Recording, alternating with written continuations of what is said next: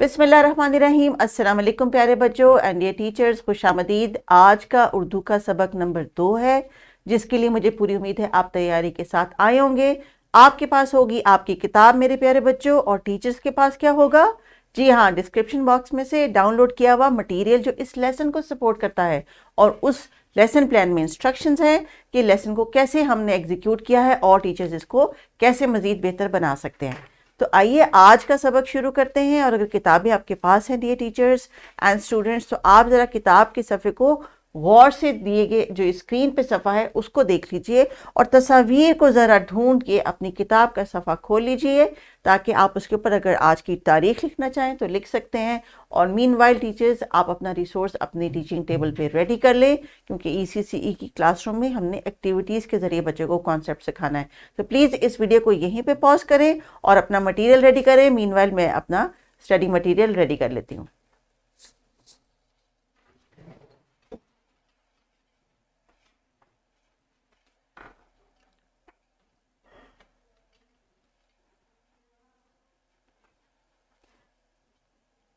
जी प्यारे बच्चों, अभी आप ज़रा स्क्रीन पे टीचर्स देख लीजिए। इस लेसन के लिए कुछ मटेरियल मैंने तैयार किया हुआ है, जो कि मैं आपको दिखा रही हूँ, जिसको आपने during this lesson whenever you think like this is the time to do the activity, आपने बच्चों से करवाना है। मटेरियल मेरे पास लो कॉस्ट और नो कॉस्ट बहुत चीप मटेरियल है, जिसमें मैंने ये एक सैंड ट्रे बनाया है। इसको हमने एक, आप देख लें, जैसे कार्टन के अंदर कुछ प्लास्टिक बिछा के कुछ रेत डाल ली है। ये मटेरियल आपको ईजिली मिल जाएगा, इसके लिए आपको कोई बहुत मेहनत करने की ज़रूरत नहीं है। कुछ रंगों की प्ले डो आपके पास होनी चाहिए, क्योंकि बच्चों को जब हम थोड़ी सी प्ले डो देंगे वो हाथों की एक्टिविटी से जो है हरूफ तहजी बनाएंगे, तो इसको एक्साइटमेंट से लर्न भी करेंगे। इसके साथ साथ मेरे पास है एक वाइट बोर्ड छोटा सा, जिसके साथ एक मार्कर और डस्टर है। ये भी कोई बहुत ज़्यादा कॉस्टली मटेरियल नहीं है। इसको भी आप बच्चों को बार बार टेबल पे बुला के उनसे इसके ऊपर राइटिंग करवाएं, या अपने बड़े बोर्ड पे करवा लें, जैसे आपको ईजी लगता है। एंड वेरी वेरी इंपॉर्टेंट, ये फ्लैश कार्ड्स हैं जो आज की वोकैबुलरी के कुछ मैंने तैयार करके आपके सामने शेयर करी हूँ। इसी तरह की पिक्चर्स आपने रिलेटेड वोकैबुलरी की तैयार करनी है। आपको अपने हर लेसन में ये 2, 3, 4 चीज़ें लाजमी चाहिए, ताकि बच्चों से आप सेंसरी एक्टिविटी के ज़रिए साउंड मेमोराइज करा सकें। सो प्लीज़ अपना मटेरियल रेडी कर लें, and we will be back for the next part of the lesson.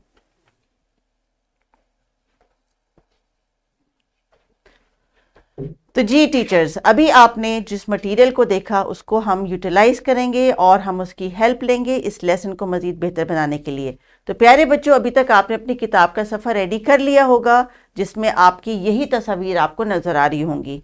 ज़रा किताब के सफ़े को गौर से देख लीजिए, क्या यही सफ़ा है? चलें शाबाश, हम शुरू करते हैं। टीचर्स, सबक नंबर 1 में मैंने इन तमाम हासिलात तालुम को एक दफ़ा जो है आपको ब्रीफ कर दिया था। इन्हीं हासिलात तालुम को लेके हम आगे चलेंगे, और वक्तन फ़वक्तन इन हासिलात तालुम के मुतालिक भी हम बातचीत करेंगे। तो प्यारे बच्चों, स्क्रीन पर देख के पहले बताइए आपको कौन सी तस्वीर नज़र आ रही है, और ये जो तस्वीर नज़र आ रही है कि आपको इसका नाम आता है? तो ज़रा बुलंद आवाज़ में आपने इसका नाम लेना है। जिन जिनको नाम आता है ऊँची बोले, ताकि बाकी सब बच्चे सुन ले।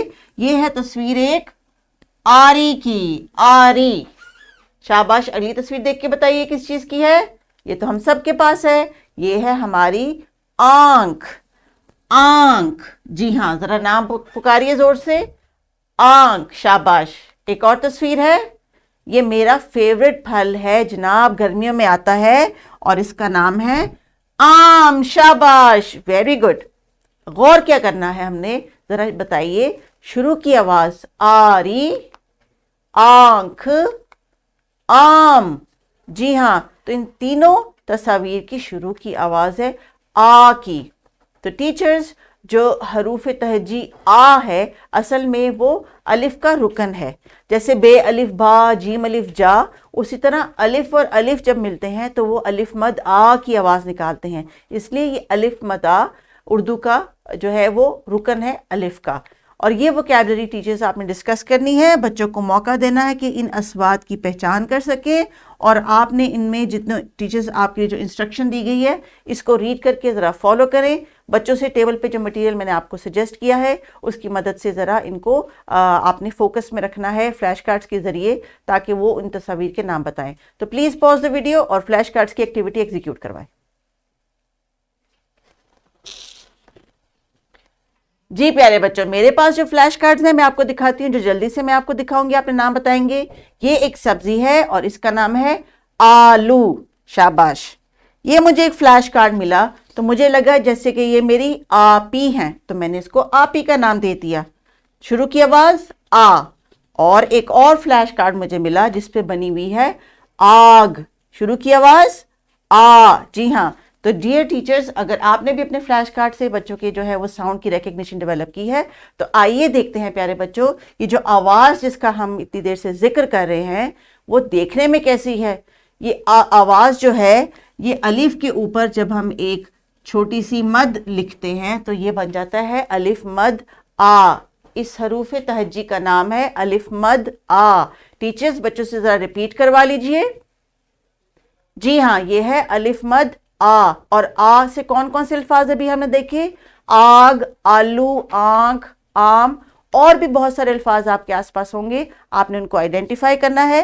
तो टीचर्स, चूंकि आज का सबक है अलिफ मद आ का तारुफ और पहचान, तो आपने बच्चों को समझाना है कि अलिफ मद आ का नाम है, इस तरह लिखा जाता है। शक्ल देखने में अलिफ के ऊपर एक मद होती है, आवाज इसकी है आ, मुकम्मल शक्ल भी इसकी इसी तरह की होती है, इसकी कोई मुख्तसर शक्ल नहीं होती। और एक कलीदी लफ्ज आम है जिसको आप फ्लैश कार्ड के ऊपर लिख के क्लास में लगा सकते हैं ताकि उनको हरूफ तहज्जी की दोहराई हो जाए।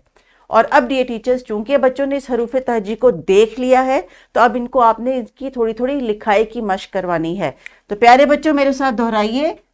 आंख, जरा देखिए, आ जो हम पढ़ रहे हैं जिसको हमने देखा है वो आपकी किताब में दिया गया है, आम, आरी। जी शाबाश। तो यही अलिफ मदा है जिसकी हम आवाज का आज जिक्र कर रहे हैं। और अब टीचर्स आपको देंगी कुछ एक्टिविटी। टीचर्स, आप बच्चों को या तो ग्रुप्स में अपनी मेज पे बुला लीजिए, या अगर आपने मटेरियल उनको उनकी टेबल्स पे दिया है तो भी ठीक है, लेकिन बारी बारी 2-2, 3-3, 4-4 के ग्रोह में बच्चों को अपनी टेबल पे बुला के प्लेडो से, सैंड ट्रे से और बोर्ड और मार्कर से ज़रा अलिफ मदा की लिखाई करवाएं, क्योंकि ये मश्क जब वो करेंगे तो किताब के ऊपर जब ये अपनी वर्कशीट का काम करेंगे तो ये लिखाई कर सकेंगे। उसके बाद ये टीचर्स, ये जब आप उनको टास्क मुकम्मल करवा लें तो प्लेग्राउंड में जब ये बाहर खेलने के लिए जाएं बच्चों, चाहे स्कूल में चाहे स्कूल के बाद जब आप कहीं बाहर खेलें, तो छड़ी की मदद से आपने मिट्टी के ऊपर अलिफ मदा लिखना है। ये भी आपकी लिखाई की एक मश्क है। तो टीचर्स, राइटिंग की एक्टिविटी कराने से पहले जो मटेरियल प्रोवाइडेड है उससे आप बच्चों से लिखाई करवाएं। उसके बाद बच्चों को घर के काम के लिए ये वर्कशीट दें। ज़रूरी नहीं कि बच्चे ये वर्कशीट एक दिन में करें, क्योंकि छोटे बच्चे हैं, ये मार्कर या पेंसिल से या क्रेयॉन से जो भी मटेरियल आप दे रहे हैं, आप इनको वर्कशीट को आधा आधा करके भी सॉल्व करवा सकते हैं कि आधी आज कर लें, आधी कल कर लें, या आधी क्लास में कर लें, आधी घर पे कर लें, जो आपको मुनासिब लगता है। तरीकाकार आपने वो अपनाना है जो आपकी क्लास के हिसाब से आपको सूट करे। लेकिन इस लेसन को मज़ीद बेहतर करने के लिए आप मज़ीद एक्टिविटीज़ अगर डालना चाहें तो ज़रूर डाल सकते हैं, लेकिन जो एक्टिविटीज़ लेसन में मेंशन की गई हैं ये आपने इनसे लाजमी करवानी है। तो चलें बच्चों, अपना बहुत बहुत ख्याल रखें, लेसन को एंजॉय करें, एक्टिविटीज़ को सीखें और उसके बाद इस हरूफ तहज्जी की अच्छी सी पहचान कर लें। अगले सबक में मैं आपसे पूछूंगी। अपना ख्याल रखिए। अल्लाह हाफिज़।